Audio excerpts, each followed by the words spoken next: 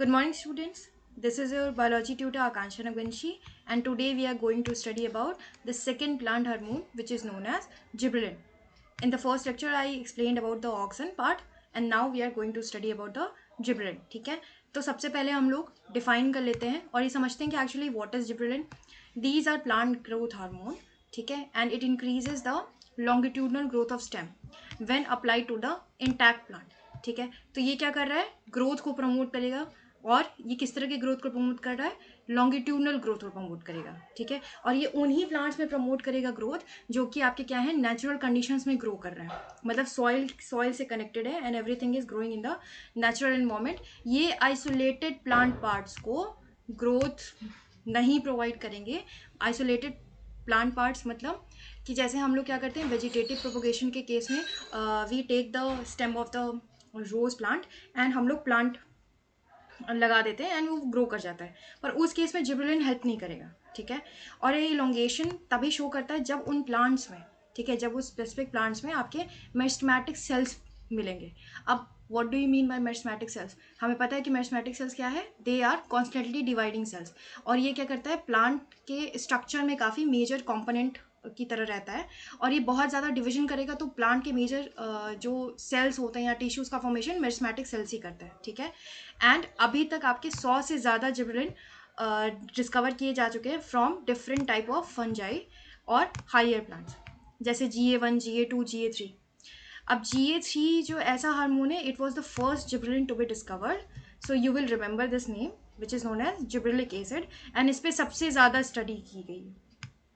Now अगर discovery की बात करें तो डिस्कवरी जो है आपका सबसे पहले किसने किया था, ई कुरुशावा, एक जापानीज प्लांट पैथोलॉजिस्ट थे 1926 में. You will remember the scientist name, ये बहुत इंपॉर्टेंट है.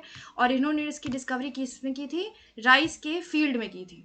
ठीक है, इस डिसीज़ का नाम है बेकेन या फिर foolish seedling disease of rice seedling.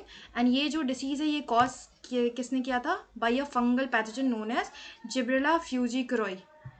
बहुत इंपॉर्टेंट नेम है, कई बार एग्जाम्स में ये पूछा जाता है, तो you will remember this name. Fungus का फिर से क्या नाम है, हम लोग फिर से रिपीट करते हैं, विच इज़ जिब्रेला फ्यूजिकरोई. ठीक है, अब इसमें क्या हुआ था ना कि जो राइस एक मान लीजिए एक नॉर्मल लेवल का ग्रोथ तो वो अटेन करते ही है, लेकिन इस डिसीज़ की वजह से क्या होता कि वो बहुत ज़्यादा उनमें इलोंगेशन पाई गई थी. बहुत ज़्यादा वो जो नॉर्मल लेवल का ग्रोथ अटेन करते हैं उनसे ज़्यादा ग्रोथ हो रहा था.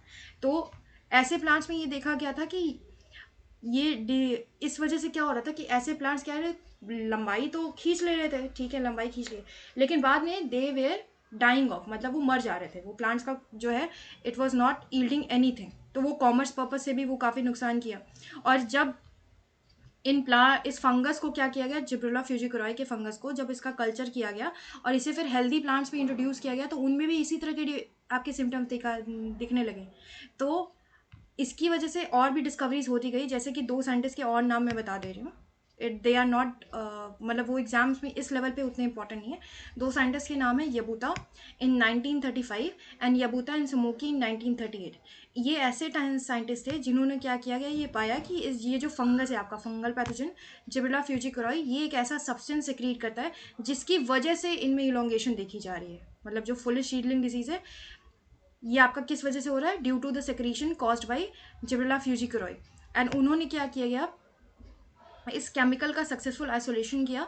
एंड उसके बाद इस जो जिब्रेलिन है उसका एक साइंटिफिक नेम भी दिया, जैसे हम बोलते हैं जिब्रेलिक एसिड. तो जिब्रेलिक एसिड की नेमिंग किसने की, यबूता एंड समूकी ने की. बाद में इसमें पता चला कि इसी कल्चर जो इन्होंने सक्सेसफुली आइसोलेट किया था जिस फंगस को, उस कल्चर में एक्चुअली 6 जिब्रेलिन थे.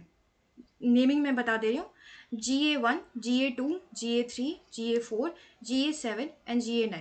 कौन कौन से, GA1, 2, 3, 4, GA7 एंड GA9.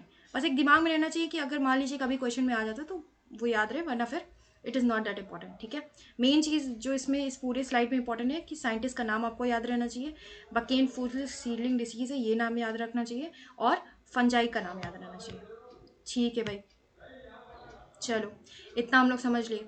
उसके बाद हम लोग अब इसके जो मेजर पोर्शन है वो आपका है क्या है कि एक्चुअली ये इम्पैक्ट क्या क्या करता है. तो इसका फिजियोलॉजिकल इम्पैक्ट हम लोग देख ले रहे हैं. पहला जो है हम लोग डेफिनेशन से ही जानते हैं कि it causes longitudinal growth in stem. तो इसका पहला इम्पैक्ट भी उसी से रिलेटेड है, it causes elongation of stem. तो सबसे पहला केस देखा गया था ग्रेप्स में, ग्रेप्स के स्टॉक में ये काफ़ी ज़्यादा इंक्रीज देखता है, मतलब करता है। दूसरा एग्जाम्पल देखा गया था एप्पल्स में, जो कि जिब्रेलिन क्या करता है, आपके एप्पल के शेप में इम्प्रूवमेंट करता है। तीसरा देखा गया था शुगर केन की केस में। तो शुगर केन का हमें पता है कि जो भी आपका शुगर का कंटेंट है वो आपका किस में आपका होता है, सबसे ज़्यादा आपका स्टेम में ही पाया जाता है। जब इस शुगर केन पे हम लोगों ने जिब्रेलिक एसिड का स्प्रे किया तो उस वजह से क्या मिला कि आपका जो है उसका लेंथ में काफ़ी ज़्यादा इंक्रीज देखा गया, एंड उसकी वजह से 20 टन्स पर एकड़ का जो है एक प्रॉफिट देखा गया, मतलब 20 टन्स पर एकड़ का ईल्ड देखा गया। तो ये कॉमर्शियल बेसिस पे भी ये आपका हेल्प करता है जिब्रेलिक। दूसरा जो नेक्स्ट इम्पैक्ट हम लोग देखेंगे वो है आपका बोल्टिंग।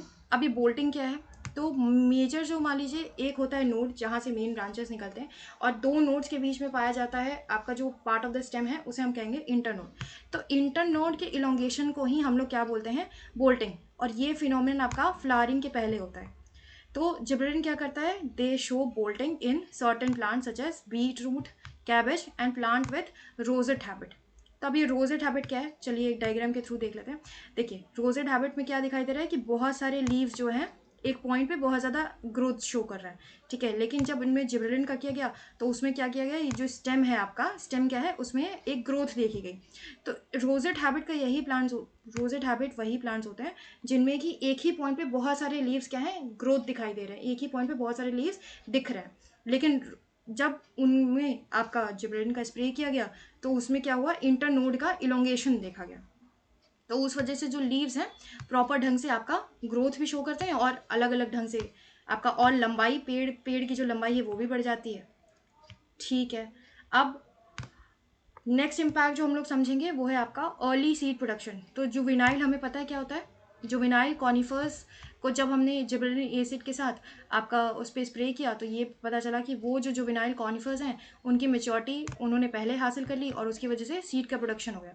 तो जुवेनाइल एक ऐसा पीरियड होता है जो मेच्योरिटी के पहले वाले पीरियड होते हैं, एंड द प्लांट क्या है, एक उसके लिए तैयार हो रहा होता है, मतलब मेच्योरिटी हासिल, मतलब मेच्योरिटी अटेन करने की जो पीरियड होता है एडोलेसेंस और मेच्योरिटी के बीच में, उसे हम बोलते हैं जुवेनाइल फेज। उसमें फ्लावरिंग नहीं होती, फ्लावरिंग जस्ट जुवेनाइल के बाद होगा, जुवेनाइल वाले पीरियड के बाद होगा। उसे जुवेनाइल को we also give it a term which is known as vegetative phase. Now the next impact which we see in case of gibberellic acid is it helps in delaying senescence. Senescence as we know कि early dropping ना हो leaves और fruits में, तो gibberellic acid क्या करता है कि इट विल डिले सेनेसेंस। तो उस वजह से क्या है कि फ्रूट्स आराम से आपका एक मेच्योरिटी हासिल कर लेते हैं, एंड उसके बाद फिर it can be use for commercial purposes. Now the most important effect is it helps in increasing malting process in the brewing industry. तो brewing industry का बेसिक मतलब हो गया बियर प्रोडक्शन से, ठीक है। और माल्टिंग एक ऐसा प्रोसेस होता है जिसमें कि आपका क्या होता है कि पहला स्टेप होता है बियर मेकिंग का, ठीक है। इसमें क्या किया जाता है कि एक लेबोरेटरी कंडीशन में, एक बहुत ही कंट्रोल्ड इन्वायरमेंट में ह्यूमिडिटी कंट्रोल करते हुए आपका जर्मिनेशन करवाया जाता है उन ग्रेन्स का जो कि ब्रूइंग के लिए, मतलब बियर मेकिंग के लिए इन्वॉल्व हो रहे हैं। मेजर जो ग्रेन्स इन्वॉल्व होते हैं इनमें शॉर्गम हो गया, वीट हो गया, ओट्स हो गया, राई हो गया, कॉर्न हो गया। बट बार्ले को सबसे ज़्यादा प्रेफर किया जाता है बिकॉज उसमें high starch to protein ratio है, एंड दूसरा आपकी बात कि वो ज़्यादा बेटर क्वालिटी, बेटर ईल्ड और एक फ्लेवर, पर्टिकुलर टेस्ट प्रोवाइड करता है किसी भी बियर में, ठीक है। अब ब्रूइंग की ज़रूरत क्यों होती है, माल्टिंग की ज़रूरत क्यों होती है ब्रूइंग इंडस्ट्री में, क्योंकि क्या करता है माल्टिंग ने, जैसे कि हम लोग क्या करते हैं, चना भिंगाते हैं किस पानी में और एक दिन रख देते हैं, तो उसमें क्या होती है, स्प्राउटिंग हो जाती है, हल्की सी वाइट कलर का आपका निकलता है आउटग्रो, ठीक है। इट कंटेन्स प्रोटीन, तो वो आपका खाने में भी ईजी पड़ता है, ऐसे आप सूखा चना नहीं खा सकते हैं। उसी तरह से माल्टिंग क्या करेगा, आपका डाइजेस्टिबिलिटी बढ़ाता है किसी भी सीरियल ग्रेन का, एंड सेकेंडली आपका शुगर भी प्रोवाइड करेगा ड्यूरिंग द फर्मेंटेशन प्रोसेस, तो एक पर्टिकुलर फ्लेवर भी ऐड हो जाता है। That is why malting process is very important, ठीक है।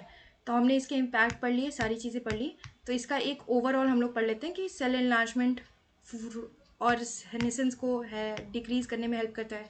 आपका इलोंगेशन ऑफ स्टेम तो हमने समझ लिया, बोल्टिंग में हेल्प करेगा, अर्ली सीड प्रोडक्शन और इंक्रीजिंग इन माल्टिंग प्रोसेस, ठीक है। तो एक अच्छे वे से मैंने इस चीज़ को समझा दिया है। I hope I was able to clear all your doubts.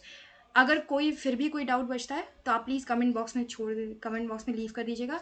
I will explain in the next class. And हम लोग नेक्स्ट लेक्चर जो है इसके बाद वाले हार्मोन जो है साइटोकिनिन, उसके बारे में पढ़ेंगे। Thank you so much.